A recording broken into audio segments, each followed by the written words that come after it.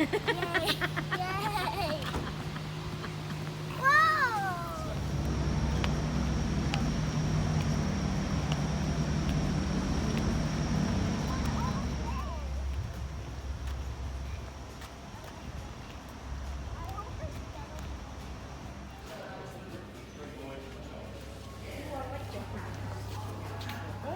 What is that? It's a koala.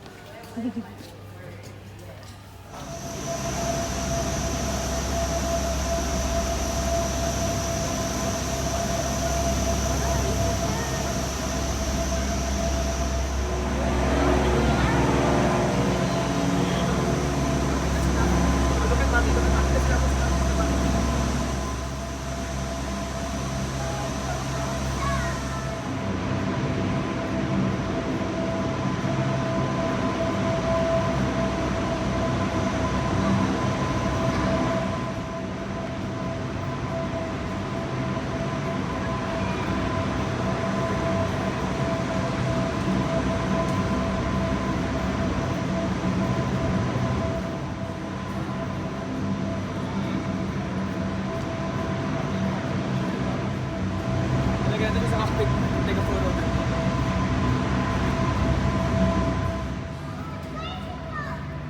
I don't think so.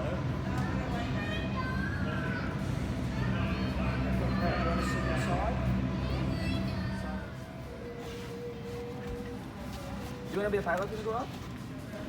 Yeah? Okay. Thank you. At this turn. At this turn.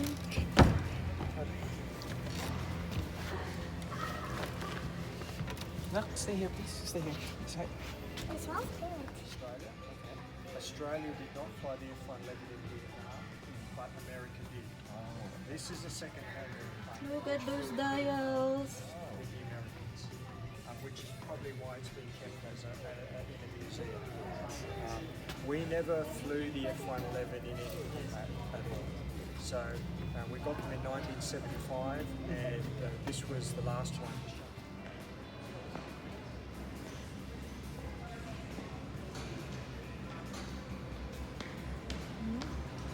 Let's climb up here. No, we can't. You can go up there. Why? Come on, Peter. You can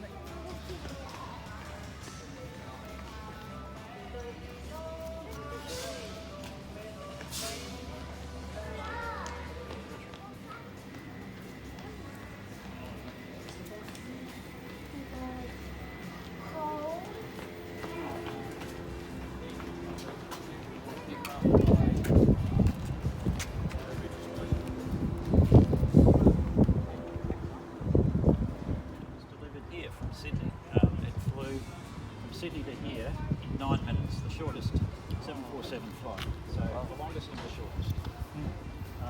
It's here permanently now because it reached the end of its life. It's still perfectly, would have been perfectly flyable, but the amount of, it had reached a stage where it was due for $5 million each. And the way you're looking at the engine now is with the reverse thrust, the cowls translated backwards. So normally this would be joined up to here. And when the pilots are trying to stop the aircraft on landing, they put the engines into reverse. Now that doesn't change the direction of the engine, it just changes the direction of the air that comes out of the engine. So these doors move backwards like this, and the blocker doors stop the air going out the back, and the air then gets blown full of weight, and 18 wheels, 16 main wheels. You would expect the air pressure in these tyres to be quite high, wouldn't you? You know what the air pressure in the tyres is? Nil. Because there's no air in the tyres. They're inflated by nitrogen. No air. It's pure nitrogen.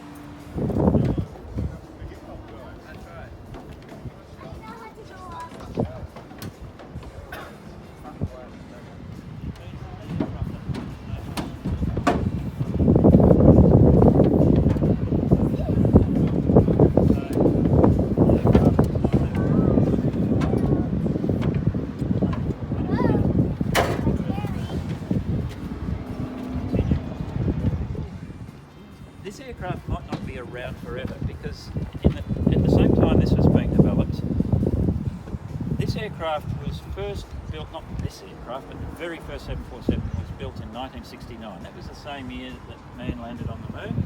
It was the same year that the Concorde was flew. So the airlines were sort of thinking, you know, supersonic travel is the way of the future. So this might not be around for so long. So we'll try and make it a little bit more useful by making it into a sort of a freight aircraft as well. Now what would be really cool is if we could open the front, we could open the nose of the aircraft and then we could just wheel stuff in, even cars and things like that. So that's how they designed it. So they thought, right, okay. And they were even nicer than these ones. The first class is now only on the 38. It's not on these aircraft. There's not many airlines in the world actually that have first class. There's only 2 or 3 airlines in the world. Most airlines have business class and economy class. Operate electrically, and so they recline. And so when they recline, now this is the galley that would have served first class. The bath's very fast, but the way the plumbing on the aircraft works is by suction from the outside airflow goes to the tank that is driven by the suction.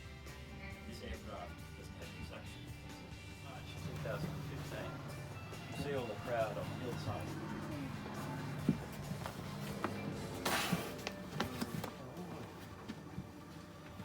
That's its first landing here. That's the first and only landing here, yeah. It landed and it never took off again.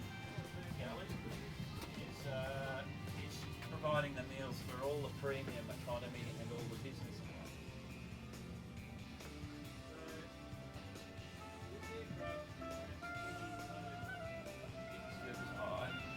They have to be able to demonstrate that they can get a full aircraft off the aircraft using half the number of doors. So there are 10 doors on the main deck and there are 2 doors upstairs, so there's 12 doors. So using only 6 doors, they have to get everybody off the aircraft in 90 seconds inside there. Okay. So when the aircraft leaves the terminal building, there's an announcement: cabin crew, arm doors and cross-check. So what the flight attendants do is they come to here, they remove the pin, and they move this lever down to the arms position, from there down to there. That means now the door is armed. So if anybody opens this, if there's a, say there's a fire, all you have to do is rotate this handle and the door will power assist open and the slide will come out of this door, because as the door opens it gets pulled out. It's attached to the aircraft and it inflates in about 6 seconds. So it's very, very quick. And so you can see the seats are a little bit cosier here. More friendly down here. Bunch for the pilots. Oh. This is business class.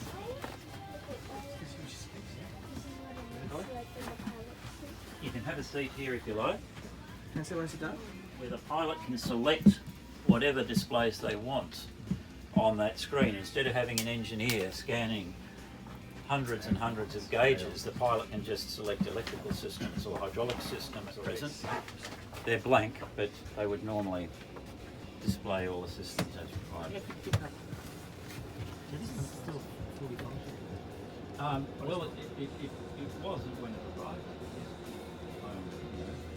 Replacement. Yeah. And there were 3 good engines in it. So Qantas. Okay, look at me. 1, 2, 3. One more.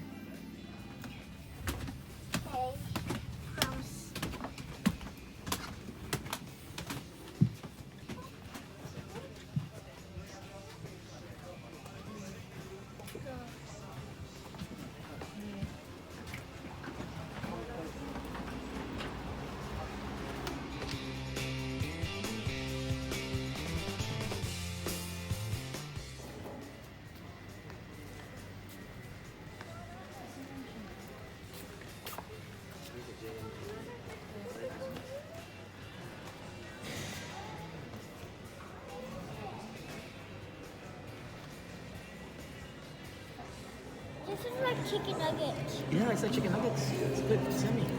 So you have chicken wraps and you have pineapple and what's your drink? Blackcurrant. Blackcurrant.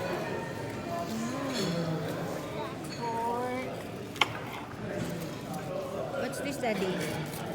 That's our Greek lamb wrap. Yes, sir. And that being wounded is that's not all supplies. You have two people. Pilot, sit here. Gunner slash navigator slash co-pilot, he sits here in the front. He gets in on the other side. The door is like this. The reason the Cobras came about was I came behind me here. DC-3. Also, you hear them call it being called a C-47. The only difference between a C-47 and a DC-3 is this DC predecessor to the Orions. This one here flew for the U.S. Navy in World War II, East Coast of the U.S. What it is, it's an air sea rescue, anti-submarine hunter, coastal patrol vessel. Anyway, this after the war was over,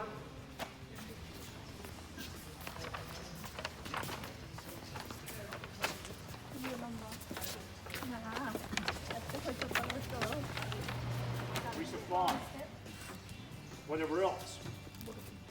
Unique thing about this is how the pilot, okay, folks, what we have behind me is this is Sprint PAA, Australian Airlines. Oh my god. This is a Convair 440.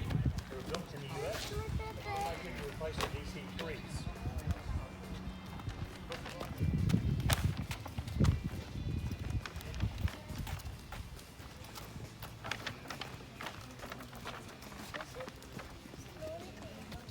Amphibian, where you can land on water or land. You notice front is like the bow of a boat. Also, there's mooring points. Like a more boat. Anyway, this one here was used in World War II by the U.S.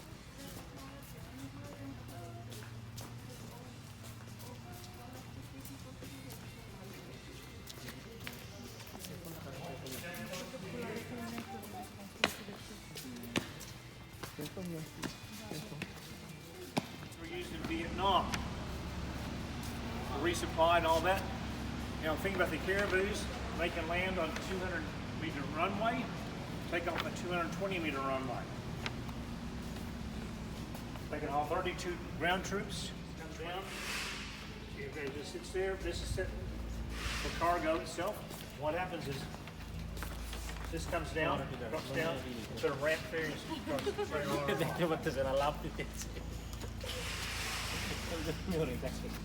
We only have two. We have two left here in Australia. Belong to us. They both still fly.